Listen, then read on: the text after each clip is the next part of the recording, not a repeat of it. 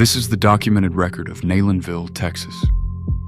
Neylandville is a small community in northeastern Hunt County, located several miles from Greenville. According to historical records, it began as a black settlement in the late 19th century. The community was established after a man named James Brigham purchased freedom for himself and his family. Over time, Neylandville became more than a settlement.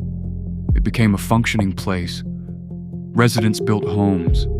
They formed a farmers' cooperative. They operated a general store and a cotton gin. They established St. Paul's School, which served as an educational center for black children in the area. This was not a temporary outpost.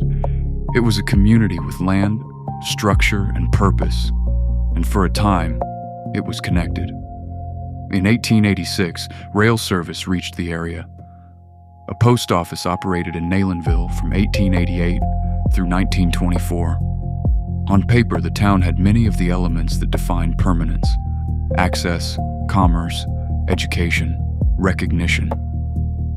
But permanence is not the same as centrality, because at the same time, nearby communities were growing. Rail-connected towns began to concentrate shipping, trade, and visibility.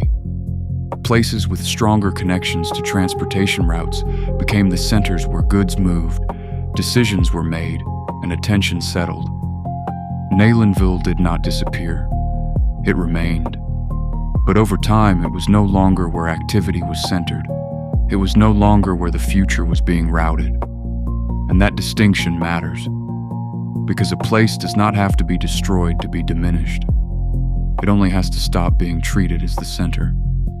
Historical records show that Neylandville continued to exist well into the 20th century.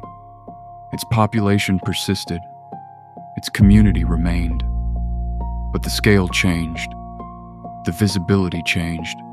The role it played in the county became smaller. This is not a story about sudden loss. It is a story about gradual change. About what happens when infrastructure, commerce, and administrative attention begin to favor one location over another. Not through removal, through concentration. The town is still there. The land did not vanish. The name did not disappear. But over time, it became less central to the way the county functioned. And that is where the lesson begins. Because recognition is a form of survival. Maps decide what matters.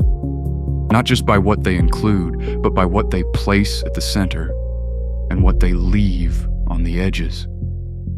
Neylandville was not erased in a single act. It was reduced over time.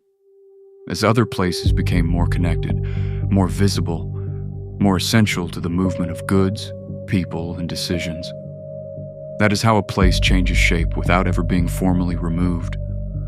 It remains on the map, but the map no longer runs through it.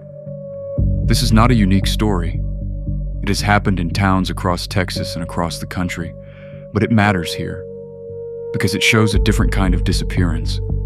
Not one caused by violence, not one caused by a single event, but one shaped by where attention settles, where infrastructure connects, and where the future is allowed to concentrate.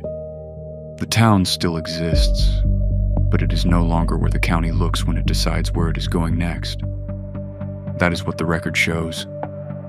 Not that Neylandville vanished, but that it changed position. And over time, that was enough. My name is Cass Wakefield, and this is the Hunt County Signal. If there is a place in Hunt County that feels like it used to matter more than it does now, leave it in the comments, because around here, not every disappearance is sudden.